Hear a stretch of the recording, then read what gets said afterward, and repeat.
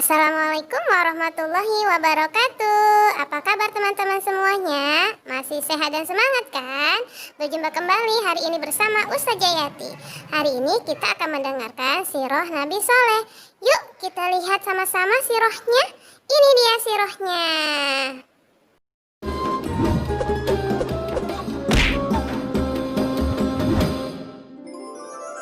Kisah Nabi Saleh alaihi salam. Setelah Nabi Hud, keluarga serta pengikutnya hijrah ke Hadramaut, mereka membentuk kehidupan baru di sana dalam suasana keimanan yang tinggi. Sebagian anak keturunan mereka bermigrasi ke utara, ke daerah Hijaz. Di sana mereka membuat pemukiman baru dan berkembang turun-temurun. Bangsa baru ini dikenal sebagai bangsa Tsamud atau kaum Tsamud. Secara silsilah keluarga, kaum Tsamud berkerabat dengan kaum Ad. Mereka berasal dari satu kakek buyut, yaitu Iram cucu Nabi Nuh. Maka tak heran jika kaum Tsamud mirip dengan kaum Ad. Mereka orang-orang yang diberi kecerdasan tinggi oleh Allah Subhanahu wa Ta'ala. Kaum Tsamud juga mewarisi budaya dan keahlian bangsa Ad dalam bidang arsitektur. Mereka membuat bangunan megah di tanah datar dan membuat gunung-gunung untuk dijadikan rumah. Kaum Tsamud sangat mahir dalam ilmu pahat. Mereka membuat relief-relief yang indah. Kota mereka yang terkenal adalah Al-Hijr. Pengairan, pertanian, dan peternakan mereka berkembang sangat baik, serupa kaum Ad dahulu. Pada mulanya, kaum Tsamud menarik pelajaran berharga dari pengalaman buruk kaum Ad. Karena itu mereka beriman kepada Allah Subhanahu wa Ta'ala. Mereka hidup dalam kedamaian dan ketaatan kepada Allah. Tetapi setelah beratus-ratus tahun berjalan, kejayaan membuat mereka menjauh dari ketakwaan kepada Allah. Mereka, terutama pembesar-pembesarnya, mulai angkuh. Penindasan kepada orang-orang miskin dan lemah di antara mereka. Kebohongan, kecurangan menjadi biasa bagi mereka. Kaum Tsamud juga mulai menyembah berhala dan diteruskan turun-temurun oleh anak cucu mereka. Mereka melupakan ajaran Allah dan menuruti bujukan setan. Allah tidak membiarkan manusia dalam kesesatan tanpa ada petunjuk. Karena itu, Allah memilih Saleh untuk menjadi utusan bagi kaum Tsamud. Saleh berasal dari keluarga terpandang di kalangan kaum Tsamud. Kecerdasan yang menonjol, rendah hati, dan ramah, pandai bergaul, serta sabar. Bakat kepemimpinannya sudah tampak sejak muda. Saleh disukai oleh kaumnya. Mereka berharap Saleh akan menjadi pemimpin mereka. Setelah menerima petunjuk-petunjuk yang jelas dari Allah Subhanahu wa Ta'ala, Nabi Saleh alaihi salam memulai dakwahnya kepada kaumnya. Hai kaumku, sembahlah Allah. Dialah yang menciptakan kamu dan menjadikan kamu mampu memakmurkan bumi. Dan mohon ampunlah kepada Allah Subhanahu wa Ta'ala atas dosa-dosamu. Takutlah kamu kepada azab Allah. Tetapi kaumnya menjawab, Hai Saleh, kami sungguh kecewa kepadamu. Selama ini kami mengharapkan kau akan jadi pemimpin kami. Sekarang kau melarang menyembah berhala-berhala. Padahal ini adalah warisan nenek moyang kami. Kami tidak mau mengikutimu. Kebanyakan kaum Tsamud tidak mau percaya kepada dakwah Nabi Saleh, terutama para pembesar-pembesarnya. Hanya sebagian dari mereka yang menyambut seruannya, terutama dari golongan-golongan miskin dan lemah. Para pemuda kaum Tsamud mengejek orang-orang lemah itu, tetapi iman mereka sudah kokoh kepada seruan Nabi Saleh. Melihat hal itu, para pemuda kaum Tsamud menjadi sakit hati dan gusar. Keangkuhan mereka menjadi-jadi. Mereka tidak mau kehilangan pengikut. Mereka ingin Nabi Saleh tidak mempunyai pengikut sama sekali. Mereka berusaha agar orang-orang beriman itu meninggalkan Nabi Saleh dan kembali menyembah berhala mengikuti mereka. Kemudian mereka menantang Nabi Saleh untuk mendatangkan mukjizat. Mereka berpikir tentulah Nabi Saleh tidak bisa memenuhinya dan jatuhlah wibawahnya di mata para pengikutnya. Dengan demikian, orang-orang beriman itu akan meninggalkan Nabi Saleh. Hai Saleh, jika kau benar seorang nabi, perlihatkan kepada kami mukjizat. Kalau tidak, tentulah engkau pembohong. Nabi Saleh menjawab, akan kutunjukkan kepadamu suatu mukjizat, tapi dengan syarat, kalian harus mengikutiku menyembah Allah. Mereka menuju bukit berbatu. Nabi Saleh memohon kepada Allah dengan penuh kesungguhan supaya diberi mukjizat. Dari dalam batu besar, keluarlah seekor unta yang sangat istimewa. Besar, gemuk, berbulu tebal, sangat bagus, dan hamil 10 bulan.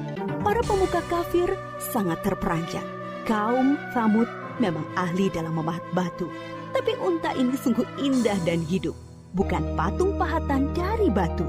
Nabi Saleh berkata, Inilah unta Allah, jangan kalian mengganggunya, supaya tidak turun azab atas kalian. Dia mempunyai giliran makan dan minum dengan kalian. Sehari biarkan dia minum dari sumber air. Sehari giliran kalian dan ternak kalian. Unta itu bebas berkeliaran di pemukiman kaum Tsamud.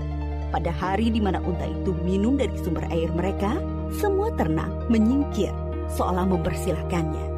Air susu unta itu cukup untuk memberi makan banyak orang setiap hari. Siapapun boleh memerahnya, tetapi tidak boleh mengganggunya.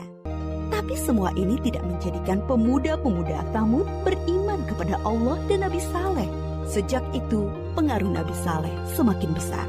Bertambah kuat keyakinan orang yang beriman. Para pemuda Tsamud semakin cemas. Mereka takut wibawa mereka makin turun dan tidak mempunyai pengikut lagi. Maka mereka mengadakan rapat rahasia untuk menghentikan dakwah Nabi Saleh. Mereka sepakat untuk membunuh unta mukjizat itu. Para pemuda Tsamud menyuruh 9 orang untuk membunuh unta itu. Mereka ini adalah para penjahat yang dikenal berani dan kejam.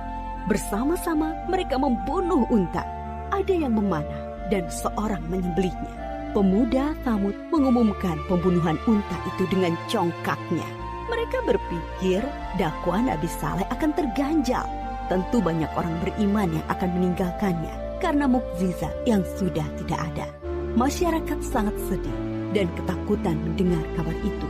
Mereka sedih karena tidak bisa lagi minum air susu unta ajaib itu dan takut azab Allah akan benar datang menimpa mereka. Para pemuda Tsamud mendatangi Nabi Saleh dengan angkuh dan penuh rasa kemenangan. Hai Saleh, kami telah membunuh untamu. Datangkanlah azab yang kau ancamkan kepada kami. Kalau tidak, pasti kau pembohong besar. Kalian diberi waktu 3 hari untuk bersenang-senang di rumah kalian. Setelah itu, azab dari Allah pasti akan datang. Dengan penangguhan waktu 3 hari, diharapkan banyak orang yang menyesali dan bertaubat kepada Allah, serta menjadi orang yang beriman. Tetapi orang-orang kafir itu tetap dalam keangkuhannya. Mereka tidak mau beriman. Mereka malah menunggu-nunggu apa yang akan terjadi setelah 3 hari. Diam-diam mereka juga gelisah, takut kalau azab itu benar-benar datang. Akhirnya mereka merencanakan membunuh Nabi Saleh agar azab itu tidak jadi datang. Mereka mengutus kembali 9 orang yang telah membunuh unta untuk membunuh Nabi Saleh. Tetapi niat mereka digagalkan oleh Allah. Ke-9 orang itu mati ditimpa batu dari langit ketika menuju rumah Nabi Saleh. Nabi Saleh dan pengikutnya kemudian hijrah ke Palestina. Menjelang hari datangnya azab, Nabi Saleh sangat sedih meninggalkan Al-Hijr, membayangkan azab Allah akan menimpa kaum satu kampung halamannya. Aku telah menyampaikan kepada kalian ajaran Allah, tetapi kalian tidak menyukai kebenaran. Kemudian Nabi Saleh berangkat menuju Palestina bersama sekitar 110 pengikutnya. Setelah 3 hari berlalu, terdengar suara sangat keras menggelegar dari langit. Petir menyambar dan bumi berguncang karena gempa dahsyat. Semua orang kafir itu mati mengenaskan. Bangunan yang mereka banggakan banyak yang ambruk. Binasalah kaum Tsamud yang durhaka. Sampai saat ini, sisa-sisa pemukiman kaum Tsamud berupa rumah dan gedung dari batu yang dipahat masih bisa dilihat di Saudi Arabia dan merupakan situs bersejarah dunia. Kaum Tsamud dibinasakan oleh Allah dengan azab yang singkat tapi dahsyat. Mereka diazab karena tidak mengesahkan Allah dan tidak mau mengikuti utusan Allah, yaitu Nabi Saleh. Mereka memilih mengikuti syaitan. Dan walaupun yang membunuh unta hanya beberapa orang, tetapi orang kafir yang lainnya merestui. Mereka mendiamkan perbuatan jahat di antara mereka. Kisah kaum Tsamud mengajarkan kepada kita keharusan taat kepada Allah dan Rasul-Nya, serta pentingnya amar ma'ruf nahi mungkar dalam masyarakat, yaitu menyuruh kepada kebaikan dan melarang kemungkaran.